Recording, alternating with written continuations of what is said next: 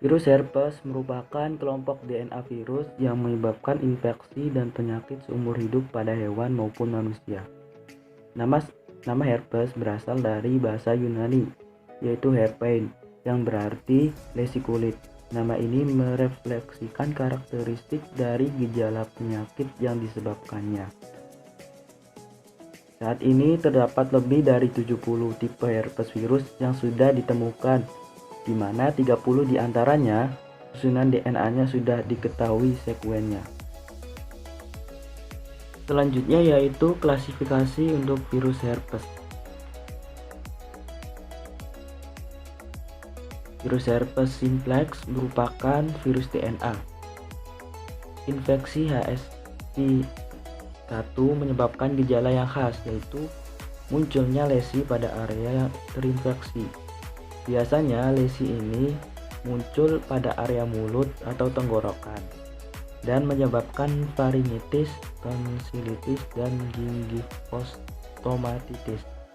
Infeksi juga dapat terjadi pada area mata yang dapat menyebabkan traumal keratitis, blefaritis, dan retinitis. Lesi merupakan kerusakan atau ketidaknormalan setiap bagian atau jaringan di dalam tubuh.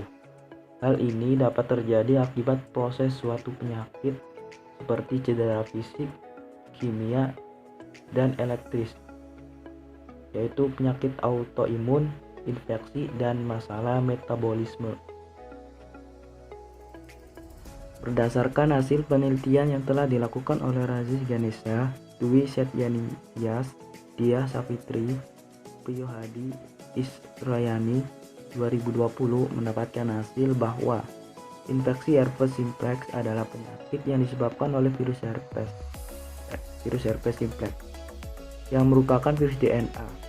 Pada manusia, virus herpes bisa bersifat laten dan dapat mengalami reaktivitas. Kemungkinan terjadi rekurensi lesi sebesar 40%. Lesi infeksi rekuren bermanifestasi dalam dua bentuk, yaitu lesi yang sering terjadi pada daerah di perioral yang dikenal dengan nama herpes labialis dan lesi pada rongga mulut yang disebut rekuren intraoral herpes.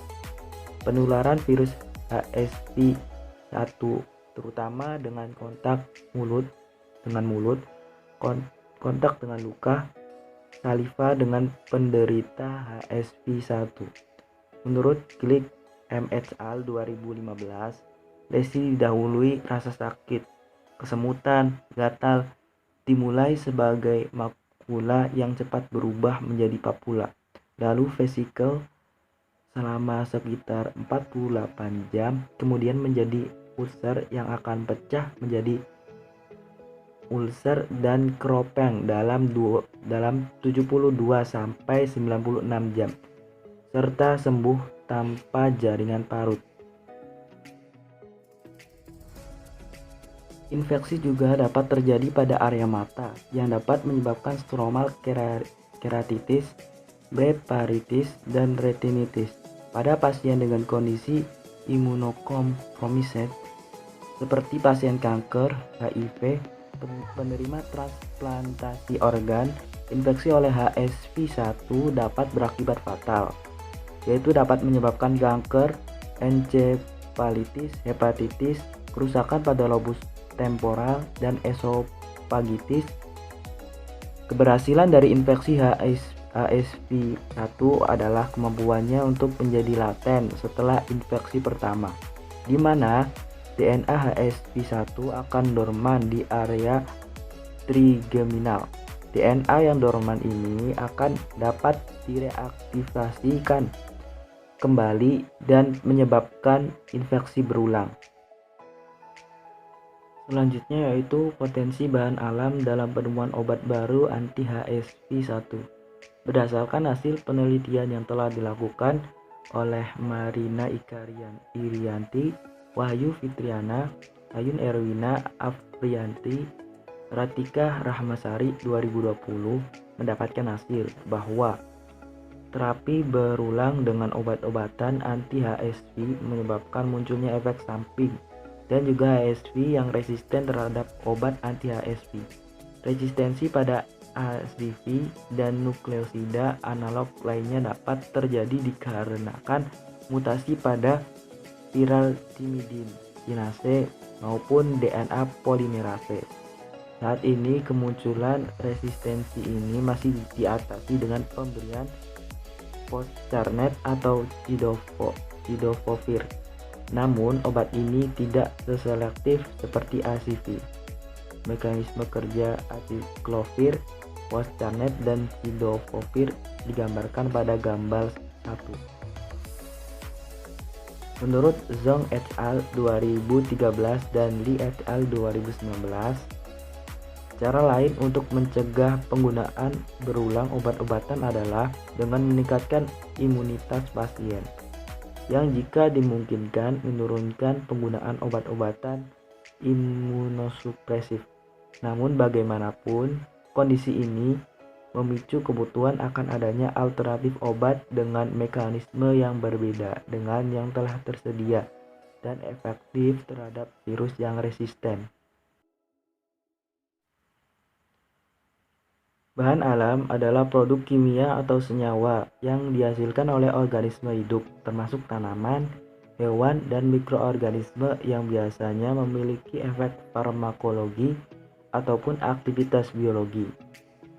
Penelitian akhir-akhir ini menunjukkan bahwa banyak molekul kecil seperti fenol, polifenol, terpen, flavonoid, dan gula yang terkandung pada bahan alam menunjukkan aktivitas antivirus. Menurut Zhong et al. 2013 dan Li et al. 2019, beberapa aktivitas dari bahan alam terhadap HSV1 tercantum dalam tabel 1.